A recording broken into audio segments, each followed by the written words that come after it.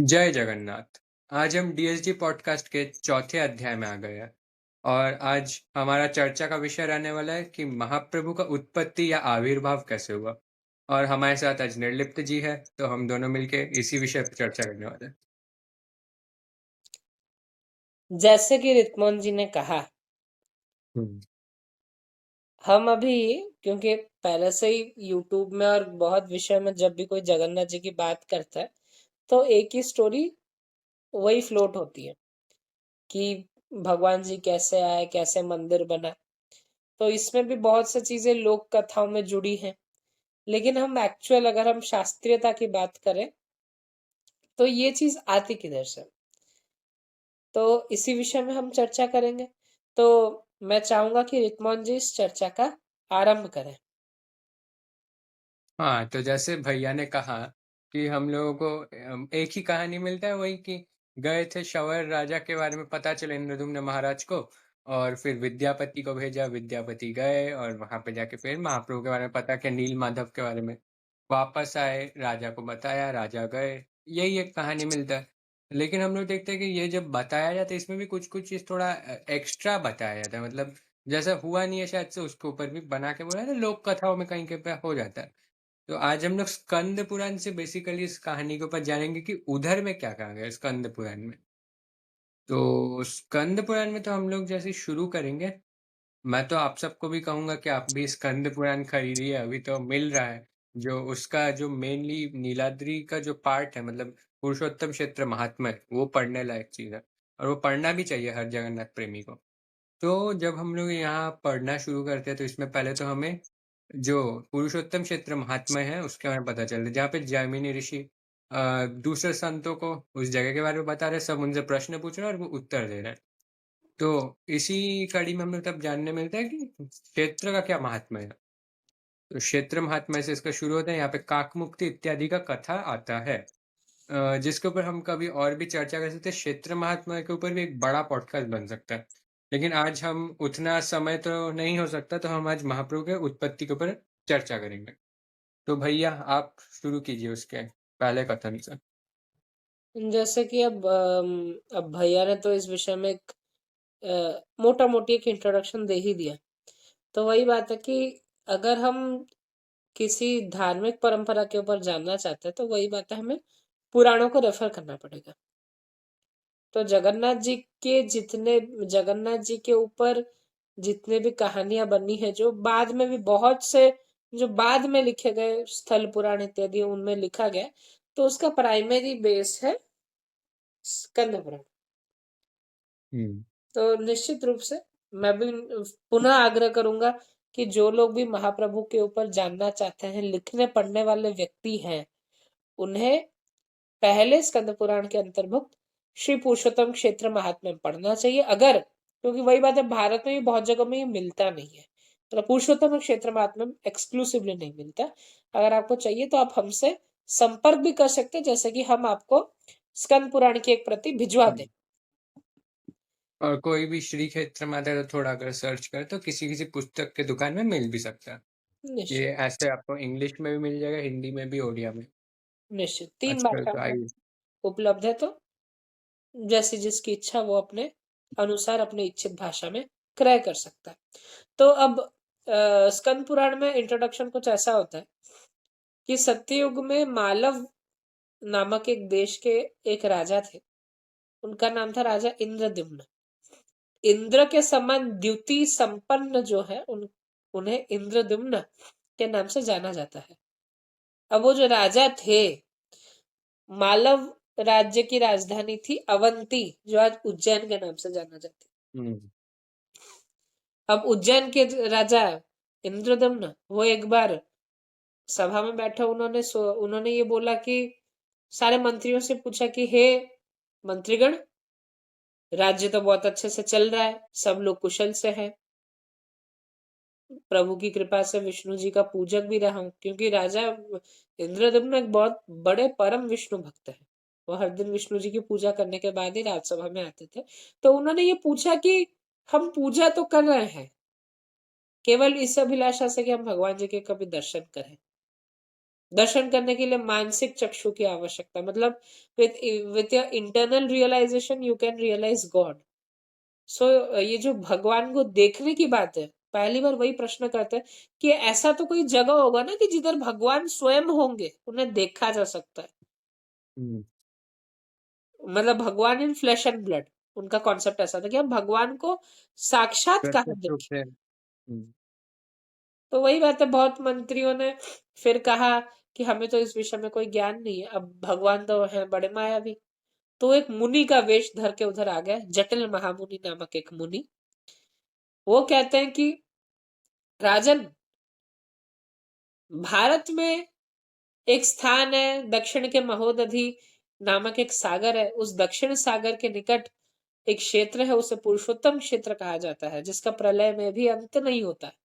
और उस क्षेत्र में एक पर्वत है, उसे नीलाद्री या नीलाचल कहा जाता है। उसी पर्वत के ऊपर भगवान नील माधव है, जो कि साक्षात भगवान है, और वही उधर विराजमान है। अब राजा ने सुना कि ऐसे कोई जगह, अब जटिल महामुनि ने बोला और वो उधर ही अंतर्धान हो गए, उधर से वो गायब हो गए।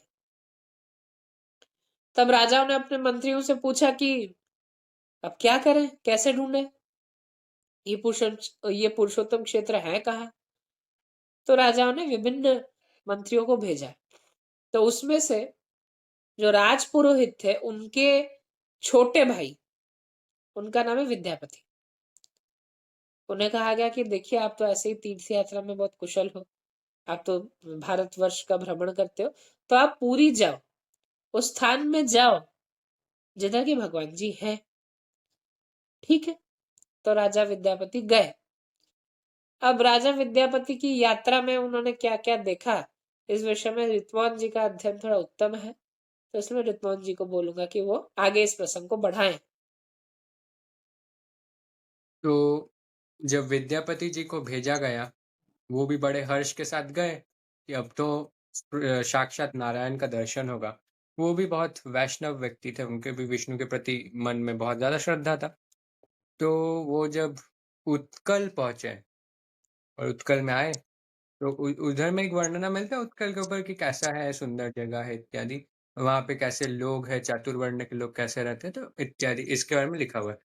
तो वो थोड़ा जब वो नीलाद्रि जो वहाँ पे पर्वत है, जिसको नीलाचल भी कहा जाता है, नीलाद्रि भी कहा जाता है, उसके पास पहुँचे, तो वहाँ पे जब उन्होंने देखा कि जो शवर राजा तो वो वहाँ से निकल रहे हैं अब मतलब जंगल के अंदर से और उनके अंदर से दिव्य सुगंध आ रहा है और उनका अंदर से एक मतलब एक ग्लो आ रहा है। तो इनको समझ आया कि यही शायद से कहीं न कहीं ये माधव से जुड़े हुए हैं और तब उन्होंने पूछ लिया कि हे आप बताइए कि मतलब ये कहाँ पे है माधव?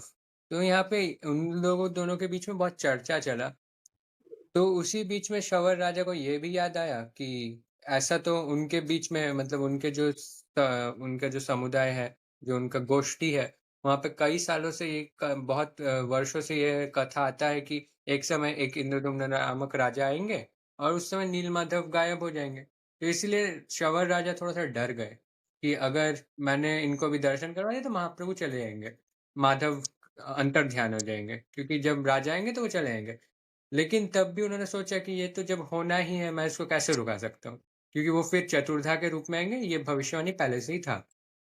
तो इसी समय फिर उन्होंने आखिरकार वो मान गए और विद्यापति जी को उनका दर्शन करवाया। इसमें हम लोग प्रचलित कथाओं में सुनते हैं कि वहाँ पे विद्यापति जा रहे हैं जंगल के अंदर, उनका आँख बाँध दिया गया है, हाथ में सरसों लेके जा रहे हैं, पीछे छोड़ते-छोड़ते बट ऐसा कुछ हमें स्कंद पुराण में वैसा कोई वर्णना नहीं मिलता।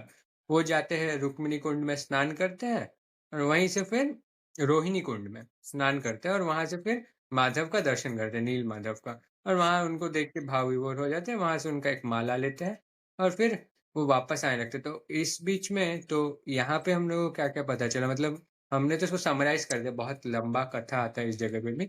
तो हम लोगों को ये पता चला कि ये जो एक प्रचलित कथा है क्योंकि मैंने बोला ही था कि हम लोग आज इस बारे में भी थोड़ा चर्चा करेंगे, कुछ-कुछ चीज़ जो नहीं है, वो तो वही बात है। तो जैसे कि ये मस्टर्ड वाला बात आ रहा है।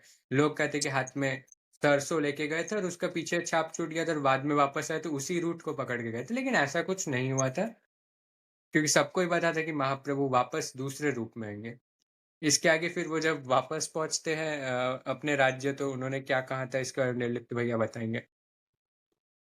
तो प्रसंग इधर ही छूटा है कि नील माधव जी के दर्शन हुँ। विद्यापति ने किए, और उसके बाद जब वो लौट रहे तब वो पूछ रहे राजा विश्वावसु से कि मैं क्या प्रमाण लेकर लौटूं, कि अब राजा विश्वास तो करे कि मैंने दर्शन किया है। तो विश्वावसु ने क्या करते कि भगवान नील माधव जी की एक माला देते हैं, और उस माला को कहते हैं कि ये माला तुम राजा को दे दो, राजा खुद समझ जाएगा। ठीक है। कहा जाता है कि यही जगन्नाथ संस्कृति में आज्ञा माला के परंपरा के पीछे एक प्रेसिडेंट है। ये कहा हाँ। जाता है कि आज भी जब भी जगन्नाथ मंदिर में कोई भी यात्रा होती है, तो भगवान जी से आज्ञा मांगी जाती है। तो आज्ञा के रूप में भगवान जी के की एक प्रसादी माला, जिसे आज्ञा माला कहा जाता है, वही माला आती है। जैसे कि जब अगर कोई उत्सव विग्रहों का जाना, तो उन्हें भी आज्ञा माला प्राप्त होगी। अगर कोई कार्य होना हो तब भी आज्ञा माला की आवश्यकता है। जैसे कि जब रथ निर्माण होता है तब आज्ञा माला की आवश्यकता। तो ये आज्ञा माला की कथा है, ये पुराणों से है। तो स्कंद पुराण में इसका वर्णन है। अब जब पहुंच जाते हैं अवंती, राजा पूछते हैं कि आप बताइए क्या है, आपने दर्शन किए। राजा बहुत उत्सुक है। तो विद्यापति ने कुछ नहीं बोला, उन्होंने पहले तो माला पकड़ा दी, और वो कहते यही है वो माला जो श्री नील माधव जी से मैं आपके लिए विशेष तौर पर लेकर आया हूँ। अब राजा ने उस माला को स्पर्श किया। विशेष बात है कि अभी तक वो माला के फूल सड़े नहीं थे, मुरझाए नहीं थे, संपूर्ण रूप में वो तरोताजा थे। उस अवस्था में जब राजा इंद्रदम्न ने वो माला को पकड़ा, भावुक हो गए। उन्होंने कहा कि किस जन्म में मेरे पुण्य थे कि आज नील माधव जी के प्रसाद को मैं प्राप्त कर रहा हूँ। तो उस समय से भी भगवान जी के प्रसाद की महिमा बहुत थी, जो कि आज महाप्रसाद के रूप में दिखाई पड़ती है।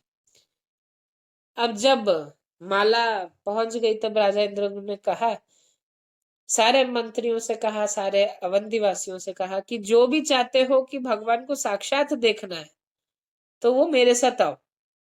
तो राजा इंद्रद्युम्न केवल अकेले नहीं है, सारे मंत्री वर आए, राज्य की सारी जनता आई। ये विशेष बात है कि राज्य के जितने चोर थे वो भी राजा के साथ गए, सब गए। केवल हुँ। मनुष्य भी नहीं, पशु पक्षी भी गए। इस महान यात्रा का आरंभ करने के लिए उन्होंने अपने अवंती के जो इष्ट थे भगवान नरसिंह एवं देवी दुर्गा की अर्चना की, और फिर वो निकले। तो इसमें भी कहीं ना कहीं ऐसा मेरा मानना है कि जो नरसिंह जी और दुर्गा जी की एकत्र पूजा हो रही है, तो ये भी कहीं ना कहीं दुर्गा माधव उपासना के साथ थोड़ा रिलेट हो रही है, हुँ। क्योंकि जगन्नाथ जी को भी बाद में नरसिंह रूप में ही उनकी पूजा हुई। अब जब वो अवंती से आ गए, महानदी के निकट जब वो पहुंच गए, तब वो सोच रहे हैं कि अब तो हम उत्कल की सीमा की ओर हो गए हैं, महानदी के सामने अब हम है, तो क्या किया जाए। तो इधर, यद्यपि इस कथा के साथ पुराण का कुछ सीधा संबंध नहीं है, लेकिन it is a moral teaching. तब महर्षि नारद, देवर्षि नारद ये कहते हैं कि चलो भक्ति पे चर्चा की जाए। हुँ। तो वो भक्तों के ऊपर वो चर्चा उन्होंने की। और वो चर्चा, क्योंकि अब जो भी हमारा पॉडकास्ट सुन रहे हैं, हमारी भी दिलेर ये बहुत इच्छा है कि आप सब आध्यात्म में उत्तम स्तर में जाओ। आप सब भी ईश्वर को प्राप्त करने हेतु आप मार्ग पे आए। तो निश्चित रूप से हम इस प्रसंग को भी हम ले रहे हैं। बाकी पुराण में बहुत से ऐसे प्रसंग है जिसमें बहुत जीवन वर्धक शिक्षाएं हैं। तो मैं चाहता हूँ कि रितमोहन जी से कि वो जो भक्तों का चरित्र है, जो कि देवर्षि नारद राजा इंद्रदम्न को कहते हैं, उस विषय में वो कहें। हुँ। तो जैसे भैया ने कहा कि देवर्षि नारद और इंद्रदुम्न महाराज के बीच में चर्चा हुआ, तो नारद जी ने उस समय भक्तों के 3 गुण या 3 गुणों में भक्तों का डिवीज़न किया। तो ये जो 3 गुण में कैसे भक्त हैं? मतलब हमारे सनातन धर्म में गुणों को 3 भाग में बाँटा गया है, सत्व, रज और तम। तो इसमें अभी पहले तो हम लोग इसी कथा से जान जाएँगे कि किसको मानने से भगवत प्राप्ति आसान होता है, या फिर कहीं न कहीं हमारे लिए ज़्यादा अच्छा होता है। तो इसमें हम पता करेंगे, इसी कथा में पता चलेगा। तो नारद जी पहले कहते हैं कि तो सबसे पहले आते हैं ये जो तमोगुणी भक्त है, जो ईश्वर को कुछ न कुछ प्राप्त करने के लिए पूजा करते हैं और उनका गुण भी तमोगुणी होता है। और इसी चीज़ के लिए वो पूजा करते हैं। इससे क्या होता है उनका उद्धार तो उसी समय नहीं हो पाता, लेकिन वो कहीं न कहीं आध्यात्मिक रूप से थोड़ा आगे बढ़ जाते हैं, जिस वजह से वो अगले जन्म में हो या उसी जन्म में हो, मतलब वो और थोड़ा आगे बढ़ते हैं। इसके बाद वो व्यक्ति रजोगुण में जाता है।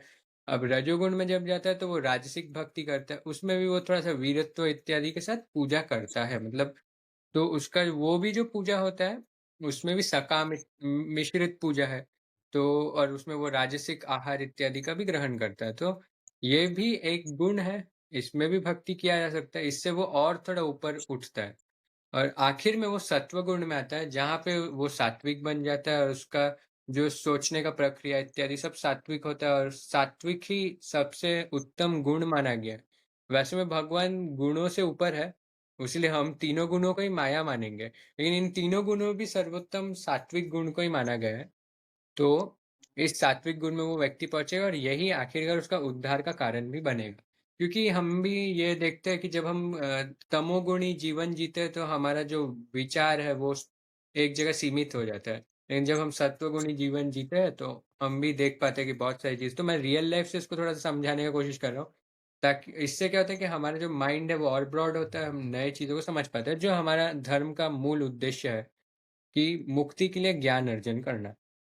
तो नारद जी ने वही बोला है कि 3 गुण कैसे होते हैं भक्तों के अंदर और कौन-सा गुण उत्तम है। तो इससे हमें पता चलता है कि सत्व गुण सर्वोत्तम है, बाकी दोनों गुणों में रह के भी एक भक्त भगवान का पूजा आराम से कर सकता है। निश्चित अब रितमोहन जी ने इस विषय में कहा, अगर हम इसे हुँ, थोड़ा समराइज़ और ज़्यादा कर दें, कि वही बात है कि 3 गुण ये भगवान श्री कृष्ण ने श्रीमद् भगवद गीता में भी कहा है हुँ, कि सत्व, रज एवं तमस। तमस संस्कृत का शब्द ये जो तमोगुण जो तमस शब्द से है, तमस का हाँ जी। अर्थ ही है अंधेरा।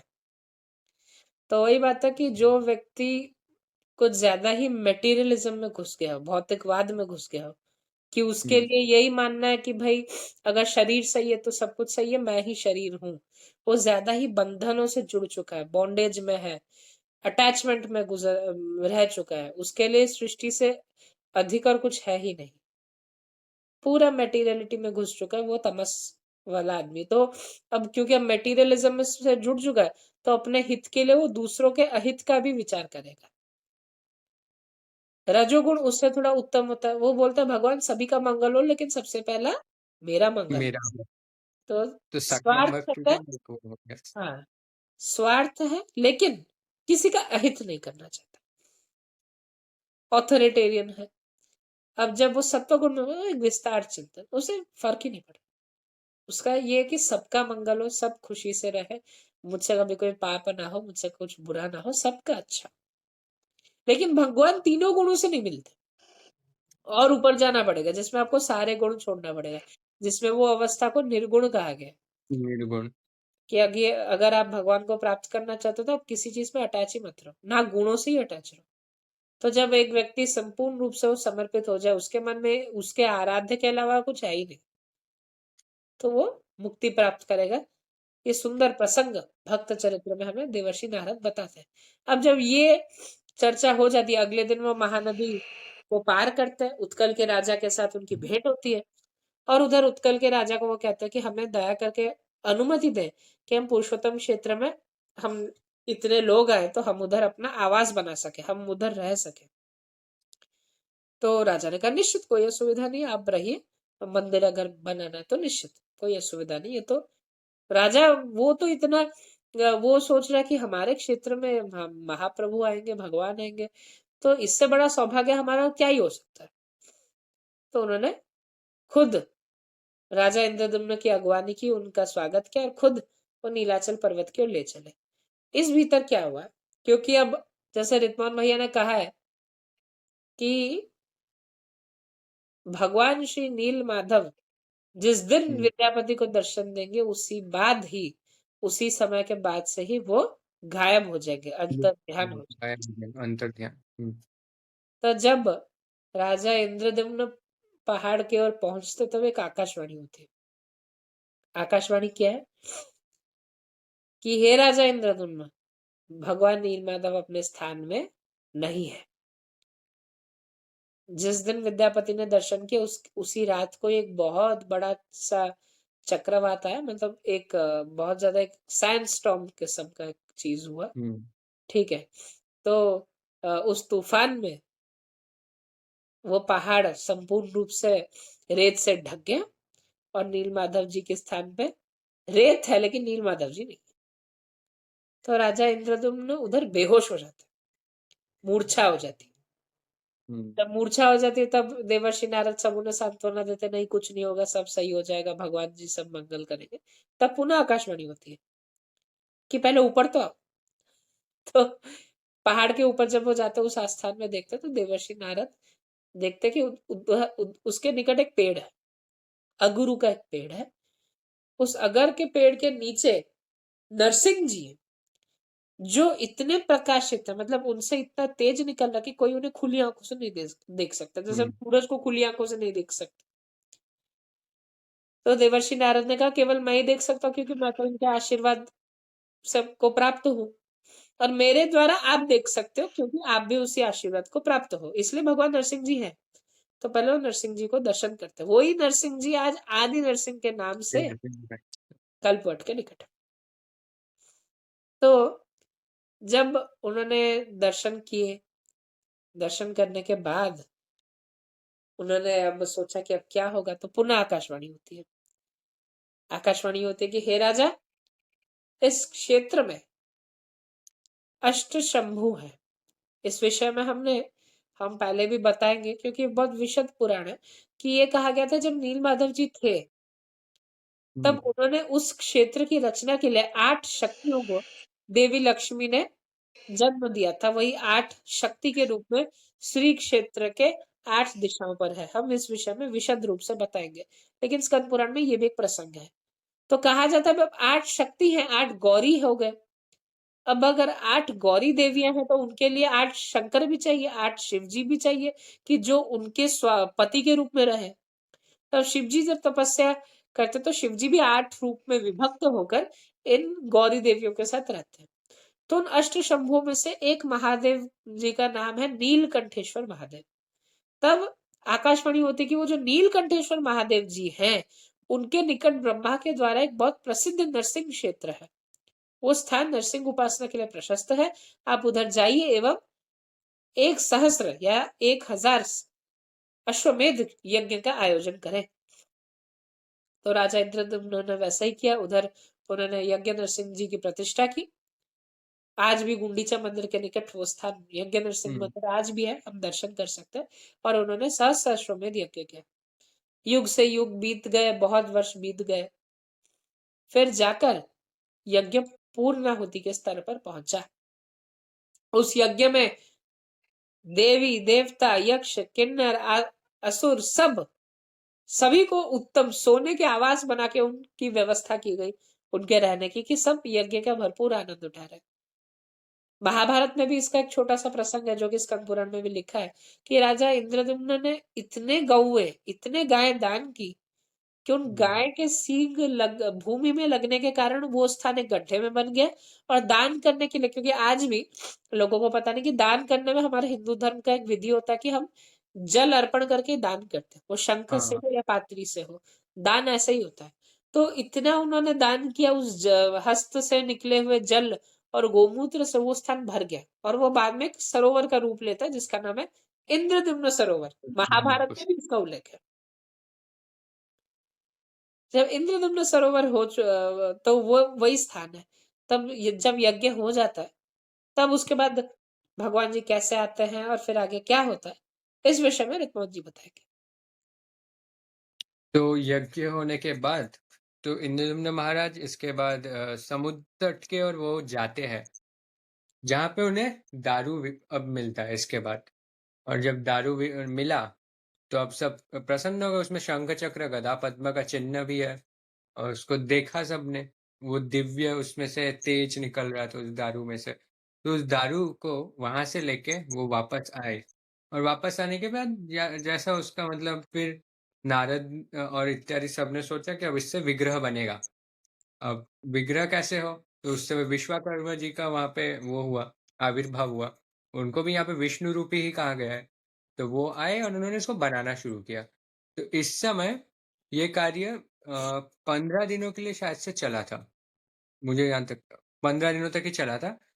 तो इसके लिए ये भी नियम था कि ये जब तक काम चलेगा उसके चारों तरफ कीर्तन इत्यादि होगा, वहाँ पे ढोल बजाए जाएँगे ताकि वो जो अंदर में कार्य चल रहा है उसका आवाज़ भी बाहर ना आए। तो उस समय उनका विग्रह बनना शुरू हुआ। जब 15 दिन संपन्न हुए, इंद्रदुम्न महाराज ने दरवाज़ा खोला। अब यहाँ पे भी वही एक बात आता है, लोग कहते हैं कि खोला और उस समय आधा तैयार विग्रह मिला, ऐसा कोई बात नहीं है। जब खोला गया तो विग्रह जिस स्वरूप में थे उसको देख के कोई मतलब ऐसा कुछ नहीं था कि वो अर्धनिर्मित है। उन्होंने देखा कि वहीं पे है जगन्नाथ बल चतुर्धा विग्रह के रूप में वो है। वहाँ पे बलभद्र महाप्रभु हैं, जगन्नाथ जी हैं, माँ सुभद्रा है और सुदर्शन है। फिर उनके बारे में वहाँ पे लक्ष्मी भी आती है और वहाँ पे उनके बारे में कहा जाता है कि ये बलभद्र महाप्रभु है, ये अनंत शेष के रूप है। ये विष्णु रूपी जगन्नाथ है और यहाँ पे बीच में देवी सुभद्रा है। सुभद्रा को भी यहाँ पे लक्ष्मी रूपी भी कहा गया है। तो ये एक हुआ, इसके बारे में हमें ब्रह्म पुराण में भी ये वर्णना मिलेगा हमें। इसके बाद ये जो कार्य हुआ, तो यहाँ तो महाप्रभु के बारे में जब सबने देखा, महाराज ने भी देखा, महाप्रभु का दर्शन किया। इसके बाद आ रहा है कि मंदिर, अब जब मंदिर वहाँ पे बनाया गया इनके लिए फिर, तो इसका प्रतिष्ठा कैसे हो? तो इसके लिए फिर इंद्रदुम्न महाराज ने क्या किया कि तब नारद ने कहा कि इसके लिए तो ब्रह्मा को ही बुलाना पड़ेगा। तो फिर इससे आगे वही कथा शुरू होता है कि अ, इंद्रदुम्न महाराज ने कई दिनों तक तपस्या किया। इसमें भी कई सारे साल बीत गए। इसके बाद वो चले गए ब्रह्मलोक और जब ब्रह्मलोक वो गए, ब्रह्मलोक में जाने के बाद ब्रह्मा से उन्होंने मतलब ब्रह्मा को कहा, उनको निमंत्रित किया और जब तक में वो आए, क्योंकि ये बड़ा अद्भुत यहाँ से भी हमें एक टाइमलाइन के बारे में पता चलता है कि जब वो आए, तब तक में कई सारे युग बीत गए थे। तो ये जो युग बीत गए, अब ये हमें देखना पड़ेगा कि ब्रह्मलोक में जो समय है और हमारे जो पृथ्वी लोक में समय है, दोनों के बीच में कितना अंतराल है। तो यहाँ से वो गए और आते-आते कई सारे युग बीत गए, तब तक में वहाँ उत्कल में एक राजा का राजत्व हुआ, जिनका नाम था गाल। तो उन्होंने उस समय तक उस मंदिर में एक माधव जी का विग्रह का प्रतिष्ठा कर दिया था। और फिर जब इंद्रदुम्न महाराज आए, वहाँ पे महाप्रभु का प्रतिष्ठा का शुरुआत हुआ, तो लोग मतलब तो ये खबर जब राजा को पता चला, जब तक में इंद्रदुम्न महाराज आए थे सब कुछ ही एकदम बदल गया था और वो आए, फिर उन्होंने महाप्रभु प्रतिष्ठा का तैयारी शुरू किया। ऐसा तैयारी हो रहा है सुन के महाराज गाल भी वहाँ पे आ गए बहुत जल्दी। उन्होंने आके देखा कि ये क्या चल रहा है, इतना ज़्यादा तैयारी किस बात का है? वो तो गुस्से में आए थे कि मेरे प्रतिष्ठित विग्रह को यहाँ पे हटा के नया विग्रह आएगा। लेकिन वो जब आए वो एकदम चौंक गए कि यहाँ पे ब्रह्मा स्वयं है, तो कुछ तो दूसरा ही बात है। तब उनको पता चला कि यहाँ पे तो स्वयं परब्रह्म रूपी जगन्नाथ इतने सालों से थे, लेकिन मैं इतना पापी हूँ कि मुझे पता ही नहीं चला इसके बारे में। इसके आगे फिर वही प्रतिष्ठा का बात आता है जो भैया और अच्छे से समझाएँगे हमें। अब रितमान जी ने भी प्रसंग इस स्थान पे छोड़ा है कि राजा हुँ, इंद्रदम्न जब ब्रह्मलोक जाते हैं और प्रतिष्ठा की बात करते हैं। ये उल्लेख योग्य बात है कि जगन्नाथ जी का जो आविर्भाव विग्रह के रूप में वो सतयुग में हुआ था। लेकिन इंद्रदम्न जब तक ब्रह्मलोक में गए थे उस समय 72 युग बीत गए। 72 युग ये नीलाद्रि महोदय में लिखा है। 72 युग बीतने के बाद अगर हम उसे एक महायुग यानी सतयुग, त्रेता युग, द्वापर युग एवं कलयुग इसे मिलाकर एक महायुग या एक चतुर्युग होता है। हुँ, जी। अगर हम 72 को अगर हम 4 से अगर भाग करें तो 16.75 आता है। तो यानी 16वां चतुर्युग का 75% समाप्त हो चुका है और 25% बचा है। यानी 16वें चतुर्युग के 3 युग बीत चुके हैं। यानी द्वापर युग के अंत में राजा इंद्रदम्न पहुंचते हैं। यानी कलयुग के आरंभ में। और हुँ, कलयुग के आरंभ में जब वो आते हैं राजा गाल देखते कि उन्होंने मंदिर में माधव जी की प्रतिष्ठा कर दी है। फिर उस माधव जी को श्री मंदिर में एक अलग से एक मंदिर बना के प्रतिष्ठित किया जाता है। लोग कहते हैं कि वो जो माधव है हुँ, वो सत्यनारायण है। आज भी श्री मंदिर में जो उत्तर द्वार के निकट जो राजा भगवान सत्यनारायण है वो उनकी ही बात हो रही है, ऐसा हम पुराणों में अंदाज़ा लगा सकते हैं। तो जब उन्होंने स्थापित तो राजा गाल नाराज़ हो गए। उन्होंने कहा मैं तो सेना लेकर जाऊँगा, लड़ूँगा। जब उन्होंने वही बात है कि ब्रह्मा को देखा, नारद का देखा, तो उन्हें लगा यार ये देवलोक से कैसे आए? अ, इनका क्या क्या प्रयोजन था? वो राजा इंद्रदम्न के शरणापन्न हो गए कि अब मैं क्या करूँ? तो उन्होंने कहा कि अब आप उत्कल के राजा हो, तो अब आप ही प्रतिष्ठा की व्यवस्था करवाओ। तो राजा गाल उसी अनुसार प्रतिष्ठा की व्यवस्था करवाते हैं। अब प्रतिष्ठा की व्यवस्था के अनुसार क्योंकि जन्म वेदी में क्योंकि जिस जो यज्ञ वेदी में महाप्रभु जी जिधर आविर्भाव हुए थे, अनेक वर्षों तक वो उधर ही थे उस हुँ, समय तक। वही स्थान ही आज गुंडीचा मंदिर है। गुंडीचा है। हुँ, तो उस स्थान से भगवान जी को लाने के लिए 3 विशाल रथ बनाए गए।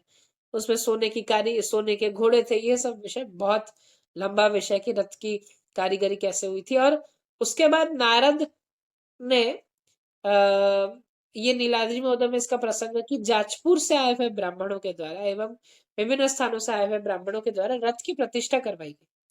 प्रतिष्ठा का एक विशेष विधान उन्होंने कहा है जो आज भी श्री मंदिर में उसका अनुसरण होता है। कुछ-कुछ फेर-बदल तो होते ही है, लेकिन अनुसरण होता है कि यज्ञ होगा। यज्ञ में नरसिंह जी की पूजा होगी। नरसिंह जी की पूजा के बाद यज्ञ होने के बाद ही जो यज्ञ का जो संपद घृत है, हम अब लोगों को पता नहीं, जब हम यज्ञ करते हैं या हवन करते हैं, तो कुछ जो घी का कुछ अंश अग्नि में दिया जाता है और जो बच जाता है उससे हम एक एक पात्र में रख देते हैं। ठीक है? हुँ। तो बस ध्रुव सागर में आहुति तो शुच से हम रखते हैं। तो जो पात्र प्रणीता पात्र याद है, प्रणीता जी, पात्र मैंने तो पढ़ा था। प्रणीता में रखते हैं। तो वो जो घृत है वो अग्नि का प्रसाद होता है। तो वो घृत को भी सींच कर जगह पवित्र की जाती है। आज भी जब भी घर में कुछ अशुभ होता है या घर में अगर अशौच लगता है, अगर उसके बाद अगर हवन किया जाए तो उस संपद घृत को ही पान करके ही लोग पवित्र होते हैं। तो अग्नि का इतना महात्म्य है। तो उस संपद घृत को रथ में सींच कर अक्षत सींच कर रथ की प्रतिष्ठा की गई। फिर विधिवत भाव से विश्वावसु के जो वंशधर थे उन्होंने भगवान जी को रथ में वो लाए। फिर रथ इधर आया। रथ के आने के बाद ब्रह्मा जी का अवतरण हुआ। ब्रह्मा जी जब विमान से आए तब एक जगह में एक जगह एक क्योंकि ब्रह्मा जी अब ऊपर से उतर रहे तो सोने की सीढ़ियां बनाई गई थी उसके लिए राजा इंद्रदुम्न के द्वारा। तब जब वो आ रहे हैं तब एक अब क्योंकि अब हमने हमेशा ब्रह्मा के चरित्र को एक वृद्ध व्यक्ति के रूप में देखा है। तो वो जब आ रहे तो एक हाथ नारद ने उनका पकड़ा है, एक हाथ उन्होंने ऋषि दुर्वासा का पकड़ा है। इस अच्छा। अवस्था में वो नीचे-नीचे आ रहे हैं।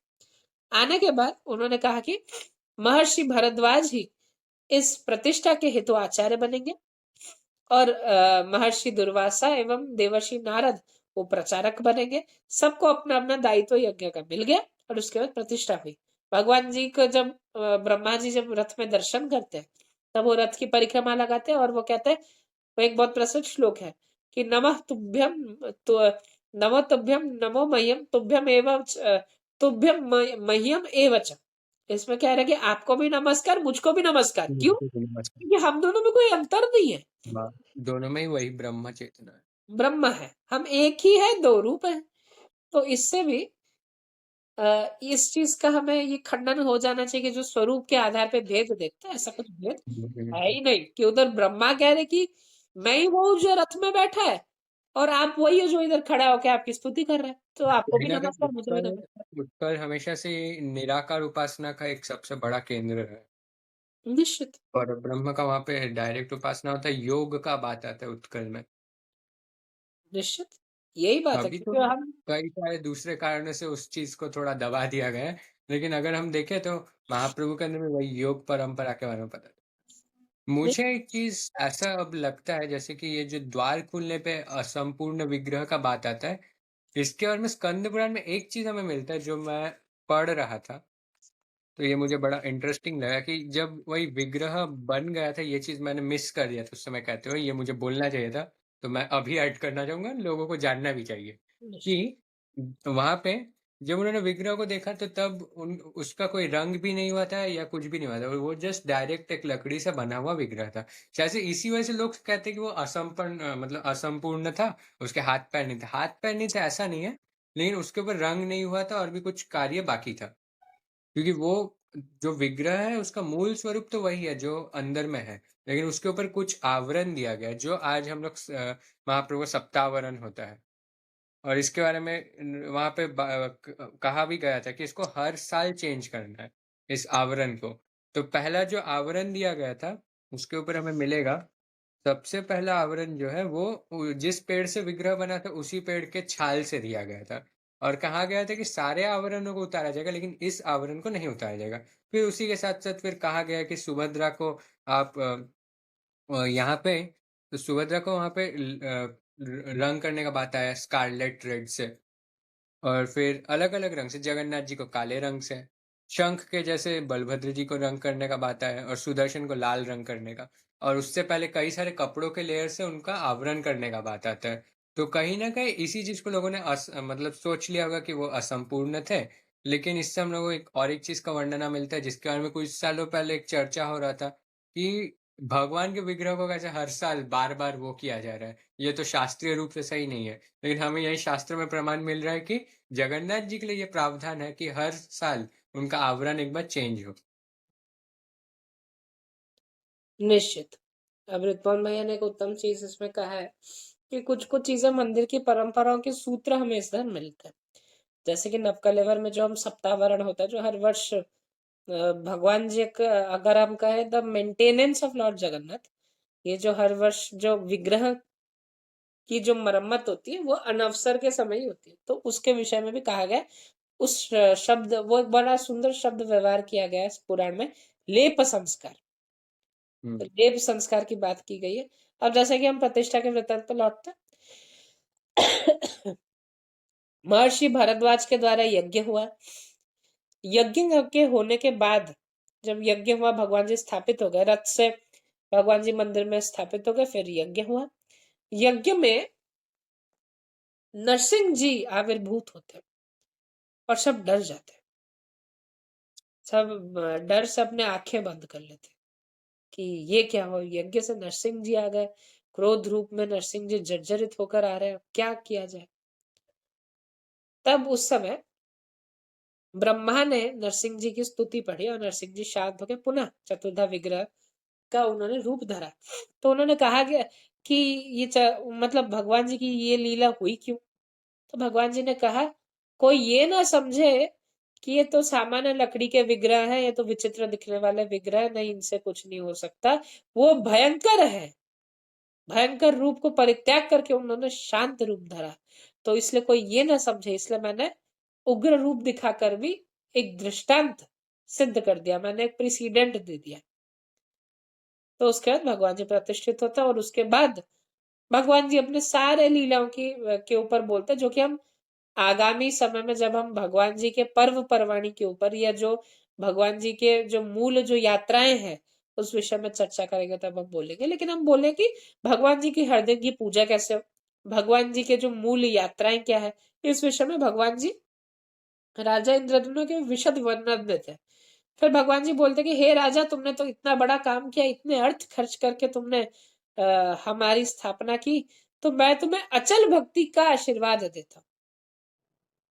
तो ये बात है कि भगवान किसी को भक्ति का आशीर्वाद नहीं देते। धन संपत्ति मांग लो, दे देंगे। भक्ति का आशीर्वाद नहीं देंगे, क्योंकि अगर भक्ति का आशीर्वाद दे दिया तो भगवान जी का लाइफ टाइम लायबिलिटी हो गया भक्त का। भक्त जो बोलेगा भगवान को सुनना ही पड़ेगा, क्योंकि भक्त्याम दोषंति के भावेन तिष्ठति देवता। भक्ति से केवल देवता की प्रीति होती है, भक्ति से ही देवता सुनते हैं। तो इसलिए अचला भक्ति का आशीर्वाद भगवान उधर दे रहे, और उसके बाद से श्री मंदिर में भगवान जी विराजमान है। अब ये श्री मंदिर के ऊपर भी बहुत सब चीज है कि जब उन्होंने निर्माण किया, पहले गणेश जी की पूजा की, तो हुँ, कोई कहते हैं कि वो वट गणेश है। विभिन्न बातें हैं कि अब किसकी स्थापना कैसे हुई, लेकिन कहा जाता है कि वट गणेश जी की पहले स्थापना हुई, फिर उन्होंने मंदिर बनाया। मंदिर बनाने के बाद उन्होंने पार्श्व देवी देवताओं की स्थापना की, द्वारपालों की स्थापना की। उसके बाद भगवान जी की सेवा उसी समय से हो रही है। तो ऐसा भी कहा जाता है कि ब्रह्म भगवान के अर्चकों के लिए नीलाद्रि महोदय में ऐसा उपाख्यान है कि ब्रह्मा ने अपने अंश से कुछ ब्राह्मणों को जन्म दिया। ब्राह्मण उधर प्रकट हुए और वही भगवान जी के अर्चक बने। और ब्रह्मा ये भी कहते हैं कि मेरे द्वारा जो प्रदत्त पूजा विधि है, नीलाद्रि महोदय में है, मेरे द्वारा प्रदत्त जो पूजा विधि है, उसी पूजा पद्धति को विश्व भर के सारे मानव कर सकते हैं। तो हम इस चीज का भी एक स्पष्टीकरण दे देते हैं, क्योंकि बहुत लोग जातिवाद के नाम पर जगन्नाथ जी को बांटने में तुले हुए, और वो खुद को प्रशासन का एजेंट भी कहते हैं।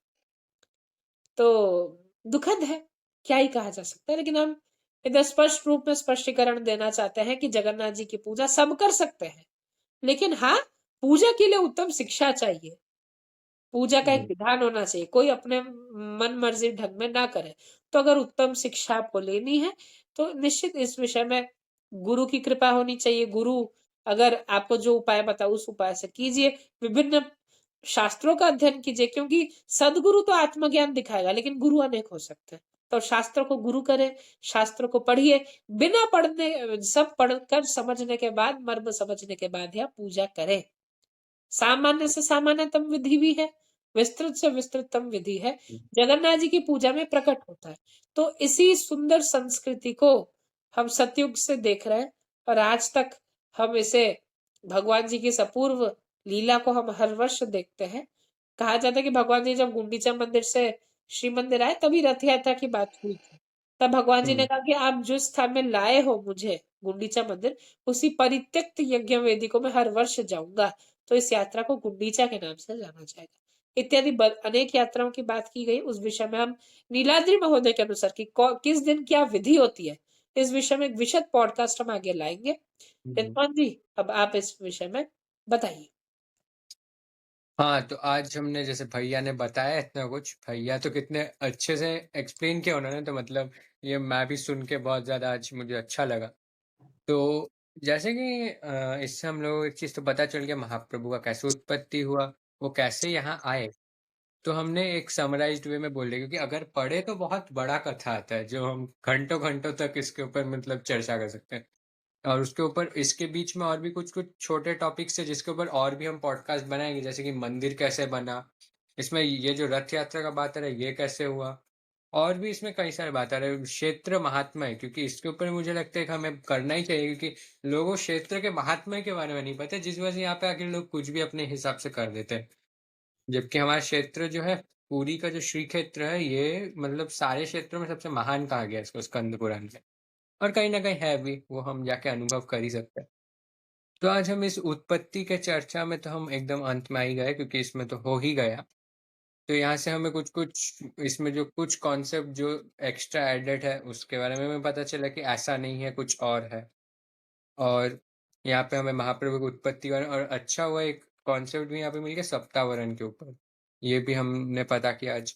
महाप्रभु का जो ये जो नृसिंह रूप उनको आप यहाँ पे एक और चीज़ पता चल रही है कि श्री क्षेत्र में नरसिंह देव का बहुत ज़्यादा महात्म्य है, अगर महाप्रभु के बाद देखा जाए तो। तो ये नृसिंह देव के इतने उनका महत्व है, वो पहले से वहीं पे आदि नृसिंह के रूप में। और यहाँ पे हमें देखने मिल रहा है कि कैसे वहाँ पे सबका प्रतिष्ठा हुआ। तो ये उसीलिए मैं आज भी अंत में यही कहना चाहूँगा कि आप सब भी खुद अध्ययन करें। अध्ययन करने का कोई सीमा नहीं है। तो इसीलिए जितना अध्ययन हो उतना ही अच्छा, नहीं तो ये यूट्यूब के वीडियोज़ हम भी आखिरकार ये यूट्यूब में अपलोड करेंगे, लेकिन यूट्यूब से सारा ज्ञान नहीं मिल सकता। सत्य तो यही है। निश्चित, रितमान भैया ने इस विषय में एक अच्छी टिप्पणी की है। हम कोशिश करें कि यूट्यूब में जितना हो सके हम डालने के लिए, लेकिन वही बात है, एक व्यक्ति की जो ज्ञान की जो जिज्ञासा है, वो पढ़ने से ही, पठन पाठन से ही वो सॉल्व हो सकती है। तो निश्चित रूप से अगर अगर आपको ऐसे आगे और कंटेंट देखना है, हम कोशिश कर रहे हैं कि अंततः हर सप्ताह में एक बार, बीच में हमारा थोड़ा गैप हो गया था 1-2 सप्ताहों का। हम कोशिश करेंगे हर सप्ताह एक-एक पॉडकास्ट लाने के लिए। हिंदी में हम जगन्नाथ जी की संस्कृति को पहुँचाने के लिए हम सतत प्रयासरत हैं। अगर आपको हमारा ये पॉडकास्ट अच्छा लगा, तो इस वीडियो को लाइक कीजिए, अपने दोस्तों के साथ शेयर कीजिए, और चैनल को सब्सक्राइब कीजिए। डीएसजे पॉडकास्ट को और उत्तम रूप से देखने के लिए अगर आपके कुछ प्रश्न हैं तो कमेंट भी कीजिए, ठीक है? और वैसे भी अगर आपको स्कंद पुराण अगर चाहिए अगर अध्ययन के लिए, तो आप हमसे संपर्क कर सकते हैं। आप दीनबंधु श्री जगन्नाथ के इंस्टाग्राम में या इंस्टाग्राम में आप मैसेज कर सकते हैं कि अगर हमें ऐसा चाहिए, आप मार्गदर्शन दें। हम निश्चित रूप से चेष्टा करेंगे कि सभी को उत्तमता के साथ स्कंद पुराण की एक-एक प्रति मिले। ऋतुमान जी, आपका आज आने के लिए आपको बहुत-बहुत धन्यवाद। जय जय। जय।